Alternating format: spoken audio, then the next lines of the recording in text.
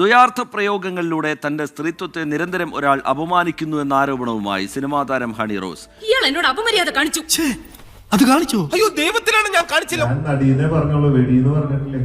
ഇങ്ങനെ എന്തെങ്കിലുമൊക്കെ പറയുമ്പോഴേ എന്റെ മനസ്സിനൊരു സന്തോഷം ഉണ്ടാവുള്ളൂ.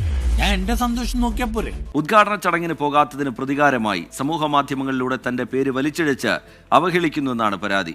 അത് അമ്മച്ചിക്ക് ഞാൻ പറഞ്ഞത് മനസ്സിലാവാത്തോണ്ടാണ്, അല്ലാതെ അയ്യേ ഞാൻ പറഞ്ഞത് മനസ്സിലാവാത്തോണ്ടാണ്.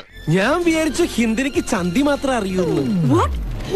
ഈ വ്യക്തി പല ചടങ്ങുകളിലും തന്നെ പിന്തുടർന്ന് വരികയും അവിടെ കയറുകയും എന്നെ മനസ്സിലായെന്ന് തോന്നുന്നു. ഹണി ഹണി തന്നെ ആ വേദിയിൽ വെച്ചൊക്കെ അർത്ഥപ്രയോഗങ്ങളോട് അപമാനിക്കാൻ ശ്രമിക്കുന്നു എന്നും അവർ പറയുന്നു. അതൊരു സത്യം മാത്രം. അയ്യോ എന്നെ തെറ്റിദ്ധരിച്ചു. പണം കൈവശമുണ്ട് എന്നുള്ളതിന്റെ അഹങ്കാരത്താൽ ഇത്തരം പ്രവൃത്തികൾ ചെയ്യുന്നത് ശരിയായ നടപടിയല്ല എന്നവർ പറയുന്നു. പണം എനിക്കൊരു പ്രശ്നമല്ല. എന്നാ ഉമ്മനങ്ങ് ചെല്ല. ദേവിയെ കാണുമ്പോൾ ഹണി റോസ് അയ്യേ എന്തൊരു വൃത്തിയുടെ ലാംഗ്വേജ് അത്, കൺട്രിമാൻ. ഒടുവിൽ വരുന്ന വിവരം ബോബി ചെമ്മണ്ണൂരിനെ കസ്റ്റഡിയിൽ എടുത്തിരിക്കുന്നു എന്നുള്ളതാണ്.